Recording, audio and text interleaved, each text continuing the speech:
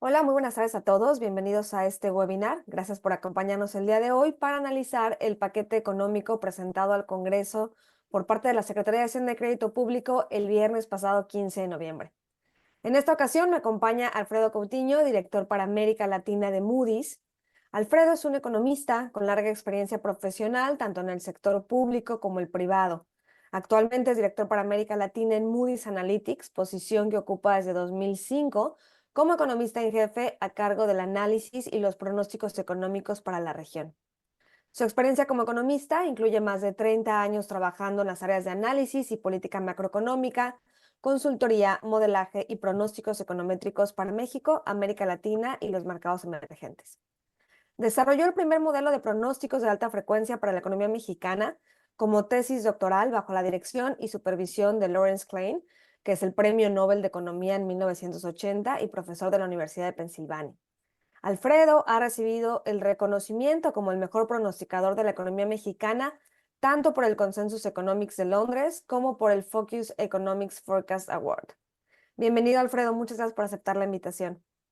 Muchas gracias, es un placer estar aquí con ustedes y muchísimas gracias por la invitación para poder compartir mis comentarios y puntos de vista. Gracias, Alfredo. Pues antes de iniciar, les recuerdo a todos los que nos escuchan y nos ven que vamos a estar tomando algunas de sus preguntas a lo largo de la conversación. Tienen un icono en su pantalla de Zoom donde pueden ir escribiéndolas. Y también recordarles que el webcast queda grabado en nuestra página de GBM por si quieren consultarlo posteriormente. Ahora sí, Alfredo, entrando de lleno al tema que nos reúne hoy. Como comentaba, el viernes pasado 15 de noviembre, la Secretaría de Hacienda y Crédito Público entregó el paquete económico 2025 al Congreso de la Unión, quien ahora tiene que discutirlo, votarlo y, como saben, pues en su caso, hacerle los ajustes que consideren necesarios para aprobarlo antes de que concluya el año. Nada más como referencia, el paquete económico tiene tres documentos clave: los criterios generales de política económica, que son pues básicamente un resumen de las perspectivas económicas del país que tiene la Secretaría de Hacienda, y son importantes porque a partir de estas proyecciones pues se realiza el paquete económico y se marcan los supuestos para estimar los ingresos y los gastos. El segundo componente del paquete económico es la iniciativa de la Ley de Ingresos de la Federación, que nos dice los recursos que espera recibir el gobierno el próximo año. Y finalmente, el proyecto de presupuestos de egresos de la Federación, el cual pues marca lo que planea el gobierno en términos de gasto, es decir, cuánto le va a asignar a salud, educación, gasto de infraestructura, etcétera. En esta ocasión, a través de un incremento en los ingresos y una reducción en el gasto, el gobierno estima reducir el déficit fiscal de menos 5,9% a menos 3,9% del PIB, mientras que espera que la medida más amplia de la deuda pública se estabilice en 51,4%. Alfredo, ¿cuáles fueron tus impresiones iniciales sobre el paquete económico que presentó Hacienda el viernes? ¿En tu opinión, crees que vino alineado a lo que esperaba el mercado y los analistas?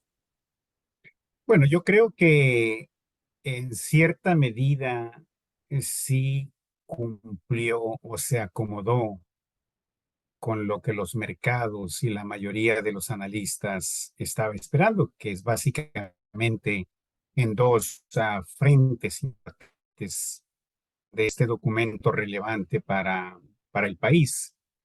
El primero es el crecimiento económico y el segundo es las metas fiscales. En ese sentido, en términos del crecimiento económico, yo diría que eh, desilusionó un poco a los mercados y a los analistas por el hecho de que eh, el estimado de crecimiento planteado para el próximo año, para el 2025, creo que se queda en el rango superior de lo que se estaba esperando. De hecho, para clasificarlo de mejor manera, yo creo que es un estimado de crecimiento optimista. Solamente para recordar, el rango que estima el gobierno mexicano va de 2% a 3%, con un estimado central de 2,5, aunque el presupuesto se elaboró con un crecimiento de 2,3%, que es el que coincide con la estimación de la Secretaría de Hacienda de lo que es el crecimiento potencial de la economía mexicana.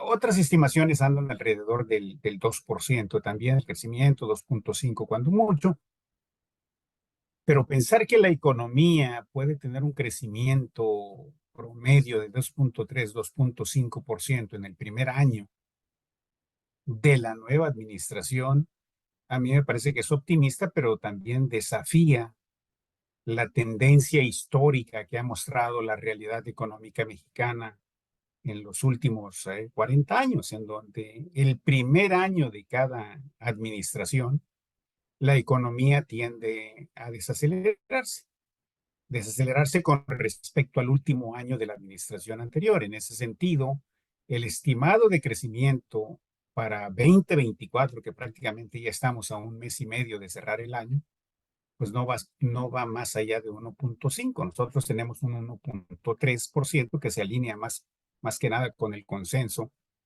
del mercado. Entonces, pensar que el crecimiento puede estar en un mínimo de 1.5, pero quizás más cercano al 2%, según la estimación de la Secretaría de Hacienda, a mí me parece que es optimista. Y en el segundo frente tenemos el programa fiscal que se acomoda con lo que los mercados estaban esperando, un ajuste fiscal que efectivamente se plantea en el programa fiscal. ¿Verdad? Como bien sabemos, se plantea una reducción del desequilibrio fiscal de 5.9, en que se estima que va a terminar en el presente año a 3.9%, es decir, el déficit fiscal, lo cual implica que hay una reducción de 2 puntos porcentuales con respecto al Producto Interno Bruto. Bueno, en primer lugar, yo creo que se había anticipado y así se había dicho oficialmente que se iba a presentar una reducción del desequilibrio fiscal hacia 3%. Después se dijo que hacia 3.5 y al final apareció el programa con 3.9. En ese sentido, sí se acomodó en términos de la reducción del ajuste fiscal, pero no se acomodó en términos de la métrica, lo cual no es muy grande la diferencia, pero al final de cuentas sí marca un poco de descontento por parte de los mercados. Y luego, si vemos lo que se está planteando para el coeficiente de deuda pública con respecto al Producto Interno Bruto, pues no hay mejoría.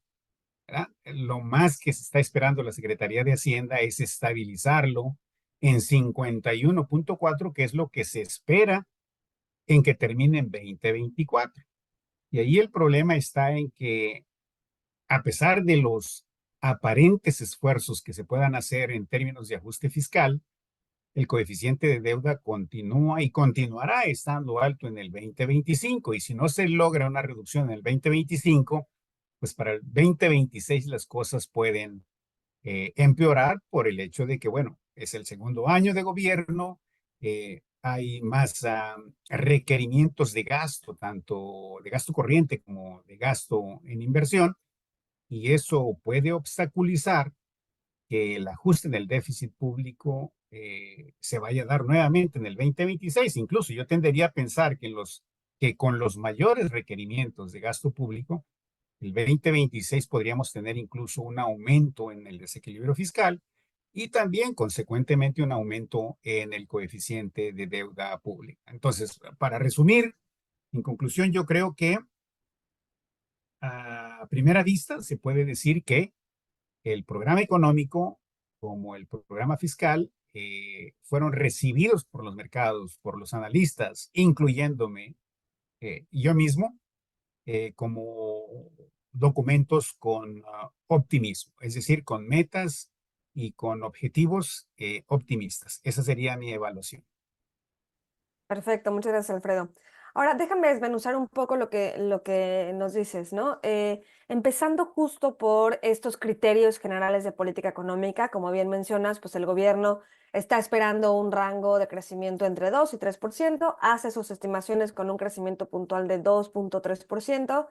Para la inflación espera 3.5, para el tipo de cambio 18.5 pesos por dólar y una tasa de interés de referencia de 8%.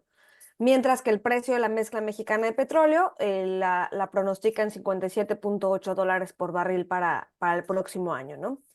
Entonces, coincido contigo en el hecho de que el estimado de crecimiento per se, y si lo comparamos con respecto, por ejemplo, a la mediana de analistas encuestados por Citibanamex, en donde justo acaba de salir ahorita la nueva versión, el consenso de analistas trae para 2025 un estimado de 1% para la economía mexicana, entonces este 2,3 suena optimista, ¿no? Sin embargo, también es cierto que el tipo de cambio y el precio de la mezcla mexicana parecen ser un tanto conservadores, ¿no? El 18,5 y los 57,8 dólares por barril. ¿Cuál es tu opinión sobre el balance de riesgos cuando juntamos esta visión optimista del lado del crecimiento económico, pero al mismo tiempo conservadores en cuanto a crecimiento económico y precio de petróleo? Perdón, en cuanto a tipo de cambio y precio de petróleo, que como sabemos, un mayor tipo de cambio les pudiera dar mayores ingresos y un precio de petróleo mayor también genera mayores ingresos, ¿no? En el balance de riesgos, ¿cómo lo ves tú?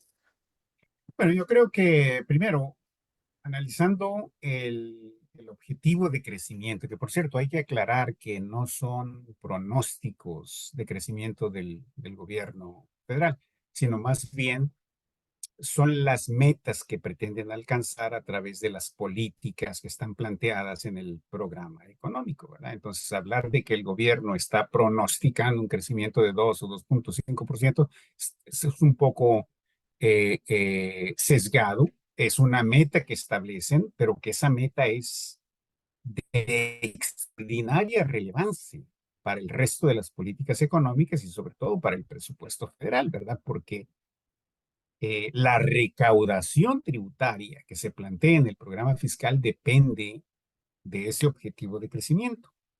Y si ese 2,3 no se logra, es decir, que si el crecimiento de la economía mexicana es menor, pues ya tenemos un problema con la recaudación tributaria. Y si los ingresos no alcanzan el nivel que se está planteando en el programa fiscal, pues vamos a tener presiones en el déficit público y hay que financiarlo con deuda.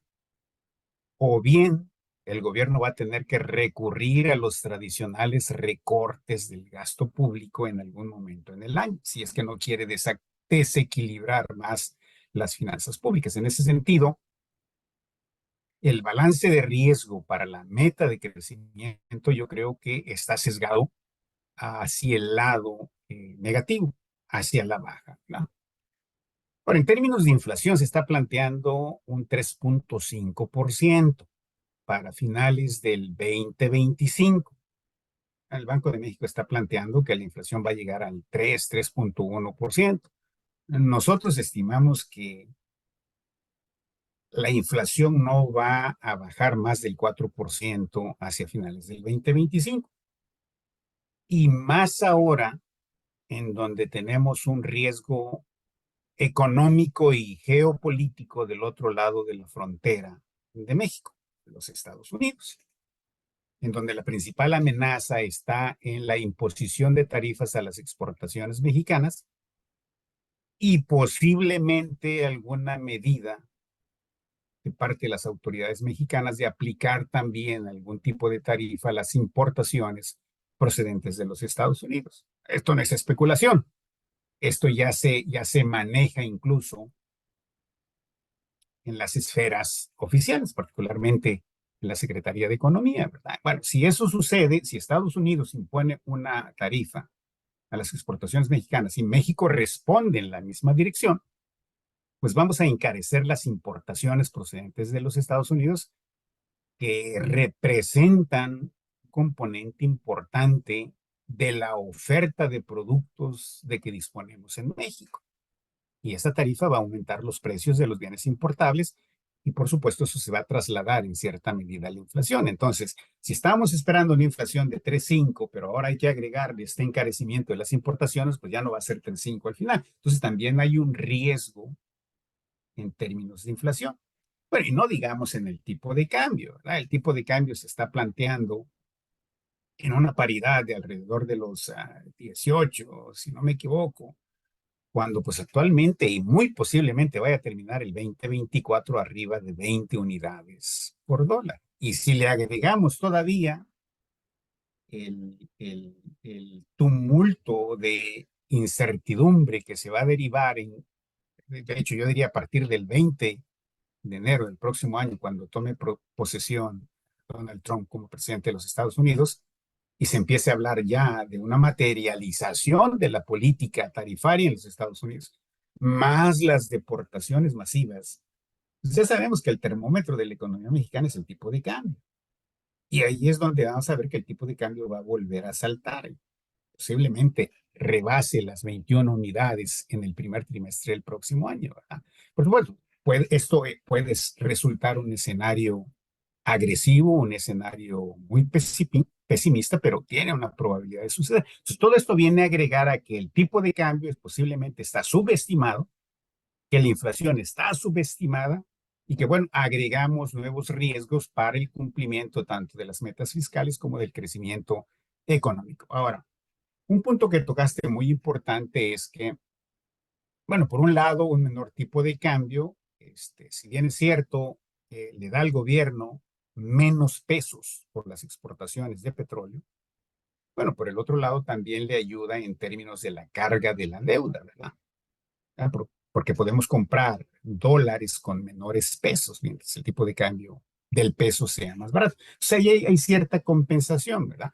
Pero generalmente desde hace muchos años el gobierno mexicano siempre tiende a subestimar variables que al final de cuentas le permiten generar un colchón, es decir, un amortiguador, en este caso el tipo de cambio, en este caso el precio del petróleo, que de hecho el precio del petróleo y el tipo de cambio han sido tradicionalmente las variables que se negocian en el Congreso, ¿verdad? Cuando el Congreso quiere que el presupuesto tenga más recursos, pues le suben al tipo de cambio, le suben al precio del petróleo y bueno, tenemos una cantidad de miles de millones de pesos extra, ¿verdad? Entonces, estratégicamente y políticamente esas variables tienden a subestimarse. Ahora, por el otro lado, también tiende a sobreestimarse el crecimiento de la economía, porque bueno, si el Producto Interno Bruto crece más, el coeficiente de deuda tiende a hacerse más pequeño, ¿verdad? Porque el PIB es el denominador y lo mismo pasa con el déficit público. Si el Producto Interno Bruto es mayor, pues ese coeficiente de desequilibrio fiscal, que es el 3,9% estimado, pues se va a hacer más chico y entonces vamos a decir, oh, qué bueno, el gobierno hizo más esfuerzo fiscal del que se esperaba. Entonces, todas estas variables de subestimación, por un lado, y sobreestimación, tienen un propósito, son estratégicamente políticas establecidas dentro del programa económico y del programa fiscal, ¿verdad? Entonces, pero en general, a tu pregunta, los riesgos, el balance de riesgos está más sesgado hacia el lado negativo que hacia el lado positivo. Entendido, perfecto. Ahora, pasándonos un poco a justo los targets que tienen sobre el déficit, la deuda y demás, ¿cuáles son los principales factores a través de los cuales el gobierno espera lograr una reducción en el déficit fiscal que, como bien mencionabas, se propone de una reducción de 2 puntos del PIB, porcentuales del PIB, de un menos 5,9 en el déficit a menos 3,9? ¿A través, cómo lo logra? ¿A través de qué factores, de qué variables? Claro. Bueno, todo esto es una hoja de Excel, ¿verdad? Todo esto son estadísticas de sumas, restas, divisiones, etcétera, etcétera, ¿verdad?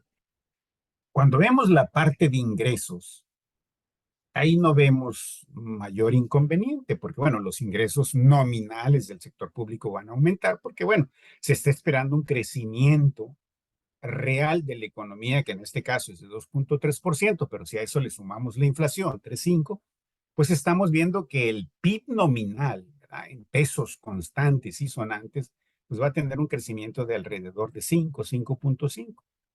Y los ingresos tributarios dependen básicamente de ese crecimiento del PIB nominal. Por lo tanto, como vemos en el programa fiscal, hay un aumento, hay un crecimiento nominal en los ingresos presupuestarios del gobierno. Por ese lado, no tenemos problemas. ¿De dónde viene el ajuste para que el déficit se pueda reducir del 5,9 del PIB al 3,9 y que el coeficiente de deuda se estabilice en 51,4? Cuando nos metemos a ver los detalles, podríamos pensar, y qué es lo que estaban esperando los mercados, es que el gobierno se va a apretar el cinturón, como ha sucedido en épocas anteriores, ¿verdad? Se tiene que hacer un ajuste fiscal y bueno, vienen recortes del gasto. Bueno, el programa fiscal no dice que vaya a haber un recorte del gasto. Lo que el programa fiscal dice es que esa reducción en el desequilibrio fiscal y la estabilización del coeficiente de deuda se va a deber casi exclusivamente a fuentes que solamente se van a presentar en 2025, es decir, no es un cambio estructural en el ejercicio del gasto. Y este ajuste en el gasto, que va a ser de una sola vez en 2025, se debe exclusivamente al gasto de operación del sector público, que tiene mucho que ver con los ahorros que se van a generar en 2025, porque hubo desaparición de organismos autónomos en el 2024 a través de la reforma constitucional. Bueno, y ahí tenemos una gran cantidad de institutos autónomos y no autónomos que o ya desaparecieron o van a desaparecer. Por lo tanto, ya no se va a tener que ejercer gasto para esas entidades. Entonces, hay un ahorro. Pero además se tienen algunos fondos que incluso se tenían dentro de estas instituciones que también va a ser dinero que el gobierno se va a ahorrar. Entonces, no es que el gobierno le esté metiendo tijera al nivel de gasto que va a ejercer en el 2025, es que ya no va a gastar lo que gastaba en 24 porque ya no tiene que financiar esos organismos. Entonces, gasto operativo le permite tener un ahorro de casi un punto porcentual del Producto Interno Bruto en 2025. Si estamos hablando que el déficit va a terminar en 5,9, con estos ahorros de casi un punto porcentual, porque ya no van a financiar esas instituciones, pues el déficit se va a caer del 5,9 al 5. Pero luego está la otra parte, la inversión física en infraestructura. El año pasado se dijo y fue oficialmente dicho que la posibilidad de reducir el desequilibrio fiscal en el 2025 iba a tener el componente de que las obras de infraestructura del gobierno anterior se completaron. Y eso es cierto. Algunas a medias, algunas a tres cuartas partes, otras totalmente. Pero ya se completaron. Ese gasto en inversión del 2024 ya no se va a ejercer en el 2025. Por lo tanto, también hay un ahorro. Ahora, claro, alguien puede decir, pero es que el programa fiscal sí incluye gasto en infraestructura de la nueva administración. Pero cuando lo vemos el componente de inversión física en infraestructura en el programa fiscal, nos damos cuenta que en lugar de aumentar, disminuye. Y disminuye en casi otro punto porcentual del producto. Por lo tanto, tenemos un punto porcentual de gasto operativo y un punto porcentual de ahorro en el gasto de inversión y nos dan los 2 puntos en los que se está reduciendo de manera importante el déficit fiscal. Estamos hablando de 5,9, 4,9 a 3,9, 2 puntos de ahorro.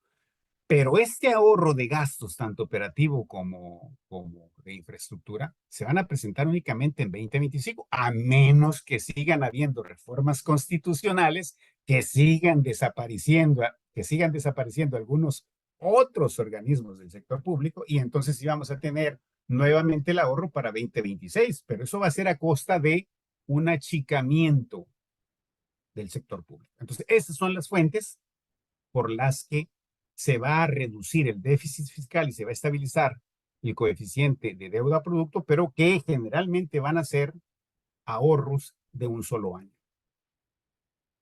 De acuerdo. Entonces, si entiendo bien, desde tu punto de vista es la consolidación fiscal que está marcando Secretaría de Hacienda en este proyecto de presupuesto, suena retador para los próximos años, ¿no? Y como referencia, pues simplemente el déficit esperan reducirlo 2026 del -3,9 al -3,2 y luego a partir de 2027 en -2,9 al mismo tiempo que la deuda se prevé mantenerla estable en 51,4%, ¿no? Ahora, en línea con esto, entonces, ¿qué tan probable para ti es que la administración realice una posible reforma fiscal en los próximos años? Bueno, la administración anterior se negó rotundamente a una reforma fiscal porque, bueno, implicaba aumentar impuestos por un lado, pero también cortar gastos. Y desde el inicio de la administración anterior se dijo no va a haber reforma fiscal, lo que vamos a hacer es reducir gastos, generar ahorros a través de achicar algunos organismos del sector público y a través básicamente de mayor fiscalización, ¿verdad? Este gobierno entró diciendo lo mismo. No hay necesidad de hacer una reforma fiscal porque, bueno, vamos a tener ingresos, pero vamos a tener un proceso de fiscalización mucho más profundo. Y eso le dio resultado a la administración anterior. Esa fiscalización generó ingresos extraordinarios, lo cual le permitió al gobierno continuar con sus programas de gasto social, con sus programas de infraestructura en cierta medida. Entonces ahí había una pequeña mina que se explotó el año, la administración anterior y que generó esos ingresos extraordinarios. Esta administración también entró diciendo lo mismo. Vamos a tener una más agresiva fiscalización fiscal y eso nos va a permitir continuar generando ingresos a través de realmente cobrar impuestos a quien tienen que pagarlos, pero además pagar los impuestos que realmente deben pagar. Entonces se va a seguir con esa misma política. Sin embargo, en los últimos días la presidenta dejó entrever que de ser necesario más adelante, se podría pensar en una reforma fiscal en esta administración, pero como un segundo best en el presente gobierno. Entonces, la posibilidad está abierta con poca probabilidad, pero yo creo que las finanzas públicas se van a manejar pensando más en que la fiscalización tiene que ser más agresiva, se tiene que hacer pagar a quien tenga que pagar impuestos y en la medida que se tenga que pagar. Y con eso yo creo que van a ir rolando las finanzas públicas hasta que en algún momento, si se llega a necesitar, a lo mejor se pueda plantear algún tipo de reforma. Ahora, la realidad ha mostrado que las reformas tienen mayor probabilidad de ser aprobadas al inicio de la administración. Se tiene un capital político, en este caso no solamente se tiene capital político, sino se tiene un Congreso que favorece al partido en el poder, ¿verdad? Eso sería relativamente fácil poder sacar una reforma fiscal, aunque sea a medias, pero posible, ¿verdad? Entonces, si no se hace en los primeros 2, 3 años de esta administración, ya sería más difícil poderla implementar en la segunda mitad del sexenio. Perfecto. Y tocando un poco la segunda parte a tu respuesta anterior, justo en cuanto al gasto, el gobierno espera una reducción, como bien mencionabas, en términos anuales, no nada más del gasto en capital, sino también del gasto corriente, a lo que te referías que el gobierno se está haciendo más chiquito, mientras que el gasto en pensiones se incrementa, ¿no? Entonces, desde tu punto de vista, este cambio anual en estos brackets de gasto, podrían tener un impacto en el crecimiento económico del país. Digo, sabemos que el gasto público representa una proporción relativamente baja del crecimiento económico total, pero ¿cuál es tu perspectiva al respecto? Sí, definitivamente. Yo creo que uno de los grandes dolores de cabeza que se tienen es que si el gasto público se recorta, hay un multiplicador que le pega directamente a algunas actividades como los servicios públicos, por ejemplo.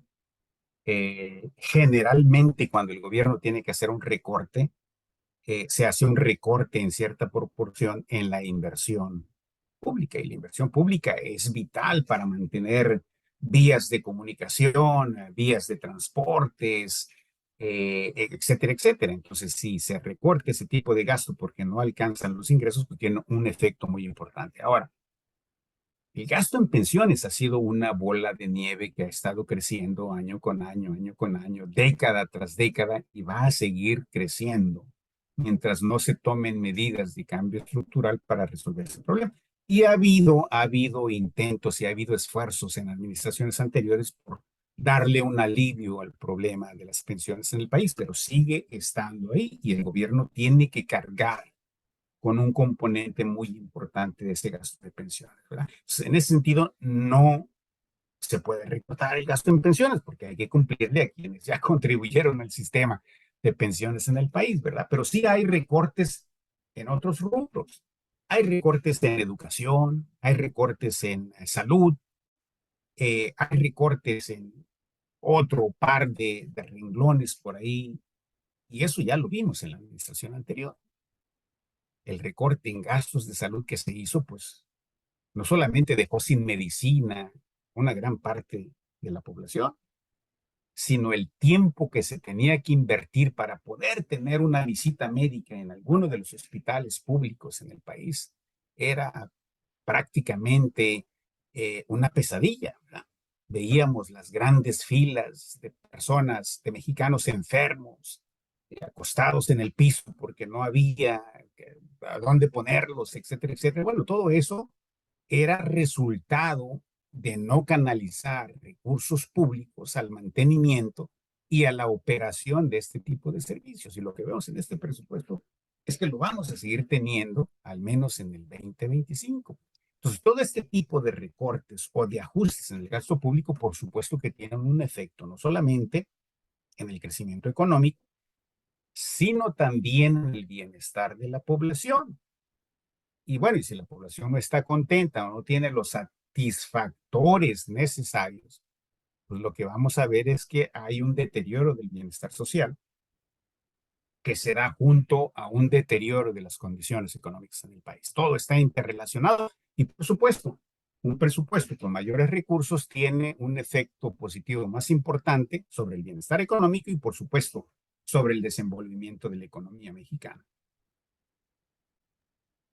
Me gustaría ir como mezclando algunas de las preguntas que veo aquí del foro. Una que me parece relevante es, ¿cómo podemos comparar esta deuda que está esperando los requerimientos financieros del sector público en su medida más amplia que lo espera el gobierno en 51.4 a partir de, bueno, desde este año y en 2025? ¿Cómo lo podemos comparar con otros países pares de México? O sea, en específico aquí hay una pregunta de por qué este 50 o 51% eh, es negativo, dice la pregunta, versus, por ejemplo, un Estados Unidos que tiene más de 100%, ¿no? ¿Cómo comparamos y cómo poner en perspectiva el hecho de que el gobierno esté proyectando una deuda de 51.4% con respecto a otros países pares? Claro, hay que ser honestos y hay que ser justos también en eso. Efectivamente, a veces hablamos y decimos, bueno, es que la deuda, coeficiente de deuda en el país es ya de poco más de la mitad de la producción total de bienes y servicios en la economía medida por el PIB. Pero luego decimos, bueno, no solamente Estados Unidos o Japón, donde la deuda pública rebasa el 100% del Producto Interno Bruto, pero estamos hablando de dos categorías muy, pero muy diferentes de economías, ¿verdad? Estamos hablando de dos potencias mundiales que son relativamente estables, ¿verdad? Que no presentan esos ciclos económicos de sub y baja año tras año, sino que los ciclos económicos duran 5, 8, 10, 15 años, ¿verdad? Son economías más estables, con una estructura productiva mucho más sólida y que responde de mejor manera. O sea, tenemos economías en donde el motor del carro funciona mejor que una economía en vías de desarrollo, que una economía de mercado emergente, ¿verdad? Y desafortunadamente México se encuentra en ese nivel medio en donde todavía tenemos problemas estructurales que no se han solucionado en décadas, ¿verdad? Entonces, en ese sentido, estamos comparando un carro medio viejito con un carro que realmente responde a los estímulos de manera importante, ¿verdad? Ahora, bueno, pero decimos sí, pero entonces no hay que compararlo con Estados Unidos, hay que compararlo con economías del mismo calibre. Bueno, Brasil, el coeficiente de deuda en Brasil es de 80% del Producto Interno Bruto y hacemos mucho ruido cuando decimos en México es el 51, 50%. Bueno, sí, lo que pasa es que Brasil es la mayor economía en Latinoamérica. Brasil ha estado corriendo, ha estado manejando su economía con mucha disciplina, sobre todo en política monetaria. En política fiscal, no tanto, ¿verdad? Pero el país y sus dirigentes políticos han tenido la preocupación de no deteriorar el ambiente para hacer negocios en el país. El presidente Lula, por ejemplo, nada más para mencionar un ejemplo típico, un presidente que su filosofía política tiende hacia la izquierda, pero su ejercicio político y económico abre las puertas al libre mercado, a la competencia, a las inversiones, etcétera, etcétera. Y Brasil ha tenido épocas de auge durante las primeras dos administraciones del presidente Lula, abrió la economía a las inversiones en el sector petrolero y la economía tuvo un extraordinario auge. En esta ocasión, el presidente Lula, a pesar de todos los inconvenientes que ha tenido y sus discursos, está abriendo la economía a las inversiones internacionales, está haciendo reformas en la economía, un modelo de libre competencia, pero con políticas, con más políticas sociales, con un progreso social, ¿verdad? Pero es una economía que mantiene la confianza de los inversionistas. Entonces, en ese sentido, si tú no ahuyentas a la inversión, que es una de las claves importantes del crecimiento económico permanente, pues te puedes dar el lujo de, en lugar de tener un 50% de deuda pública como proporción del PIB, lo puedes tener en 55, en 60%, mientras los mercados tengan la confianza en el manejo económico de tu país y en tu economía, te puedes dar ese lujo, ¿verdad? Es como el buen acreedor. Si eres buen acreedor, pues los bancos te van a dar más crédito. Y el que no es acreedor le van a decir, mira, pues yo sí te puedo prestar, pero pues nada más va a ser 10% de lo que es tu ingreso, ¿verdad? Entonces, la confianza tiene una importancia relevante en términos de qué tan acreedor puede ser como individuo o como país ante los ojos de los mercados financieros internacionales. Hay algunas dudas también sobre el tema de los organismos autónomos y este tema que mencionabas, Alfredo, sobre que la reducción en el gasto hacia los organismos autónomos implica una reducción del 1% del PIB justo en el ratio de déficit que comentábamos, y cómo lo están reflejando en el presupuesto, ¿no? Digo, nada más para comentar, en el presupuesto se está planteando no necesariamente la eliminación, o sea, siguen dando recursos, ¿no? Pero con una caída importante año contra año, justo en los organismos que se discutirán durante, entiendo, desde esta semana en el Congreso. Como saben, la eliminación del IFT, la eliminación de la COFESE, bueno, la eliminación, que dependan de una nueva, eh, justo lo dijo hoy en la mañana la presidenta, ¿no? Que COFESE y IFT se fusionarán en un organismo descentralizado bajo la Secretaría de Economía, pero bueno, per se en este presupuesto trae ya caída en los recursos que se destinan a estos organismos en específico, y también la CRE y la CNH desde el presupuesto se consideran ahora como ramos administrativos, con una caída importante en el presupuesto en términos anuales de alrededor de 33%, ¿no? Entonces, a eso más o menos es a lo que nos referíamos, ¿cierto? Efectivamente, así es. Y también hay que considerar, Miriam, que no solamente es el achicamiento de algunos de estas instituciones, algunas de ellas van a desaparecer por completo, ¿verdad? Pero uno de los grandes problemas que ha planteado la administración anterior y esta son los sueldos de los grandes funcionarios de estos organismos, ¿verdad? Entonces, cuando se compactan y se hacen más chiquitos e incluso se despide a los empleados y se recontratan nuevos empleados más jóvenes, con menos carrera, con menos experiencia, pues los sueldos van a ser menores.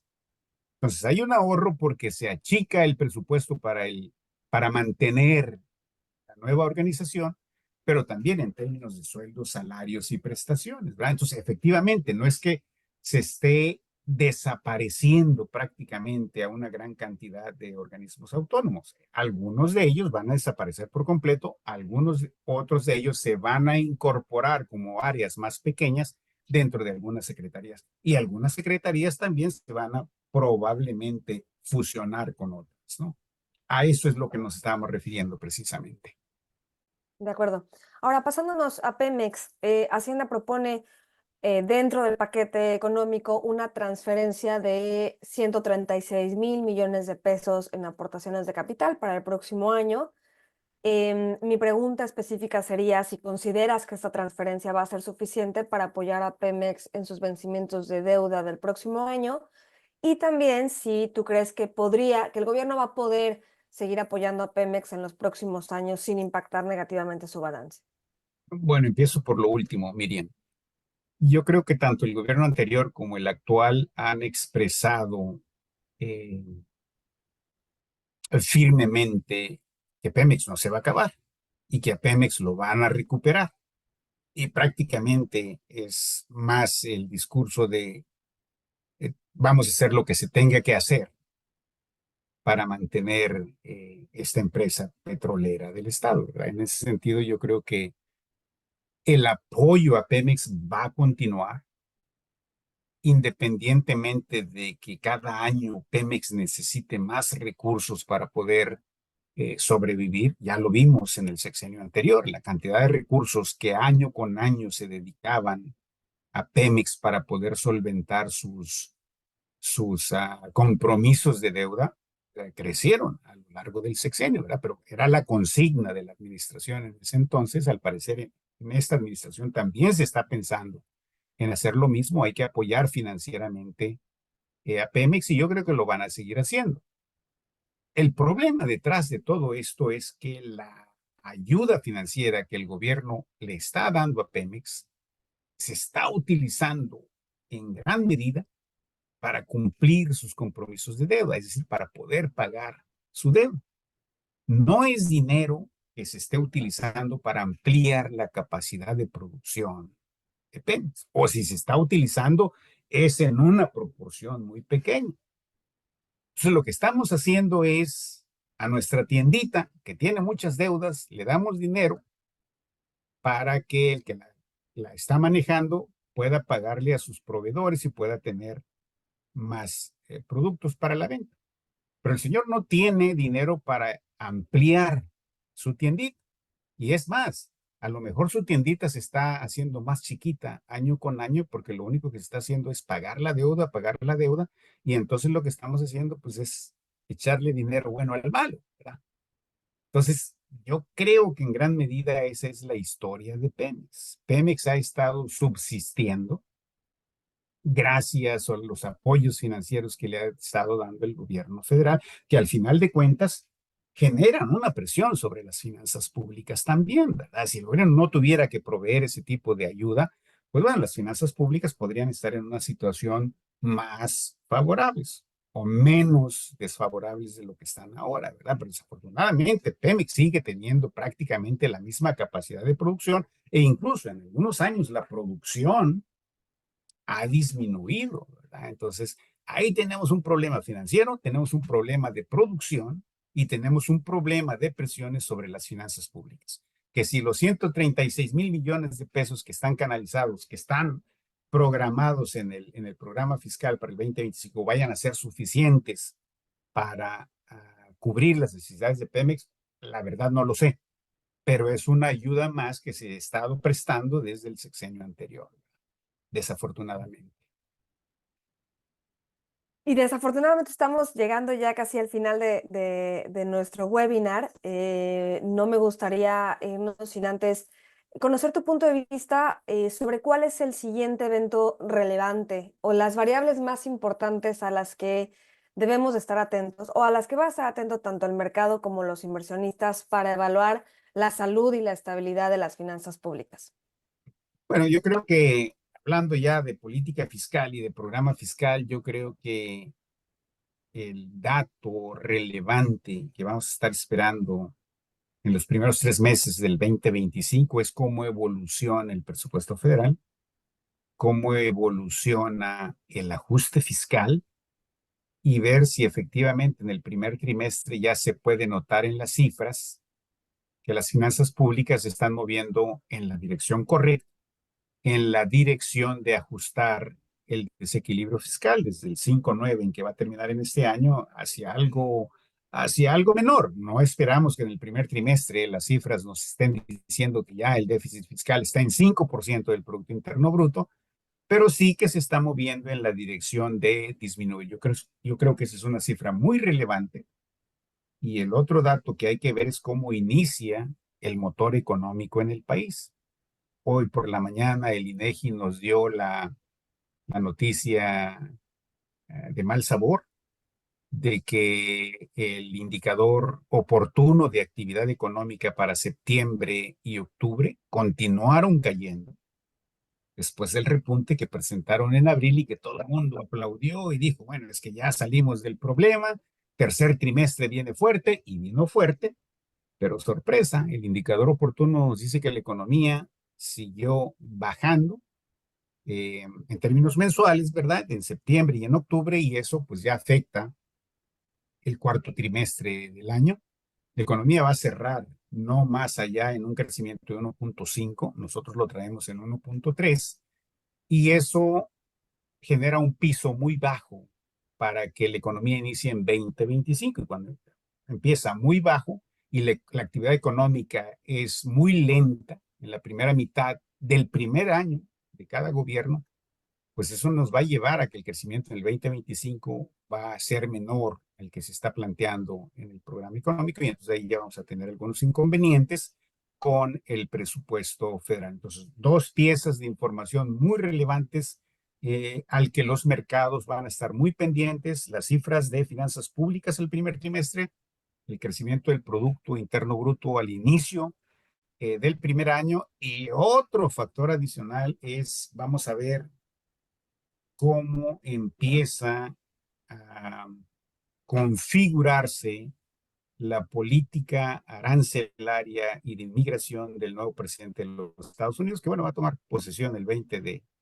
enero y que para esas fechas ya van a tener un esquema a implementar posiblemente antes de que termine el primer trimestre del próximo año. Bueno, y ahí vamos a ver si realmente México se va a ver sujeto a aranceles y a deportación de inmigrantes indocumentados, ¿no? De acuerdo, Alfredo, podemos estar muy atentos a estos factores que nos mencionas. En definitiva, vamos a seguir teniendo meses muy movidos. Esto no se acaba, ¿no? Y bueno, pues con esto cerramos. De nuevo, muchas gracias a todos por habernos acompañado el día de hoy. Muchas gracias, Alfredo, por aceptar nuestra invitación y por esta plática tan clara y tan agradable. Les recuerdo que esto va a quedar grabado para que lo puedan volver a escuchar en la página de GBM. Muchas gracias por su tiempo. Muchas gracias y buenas tardes. Gracias, Alfredo. Bye.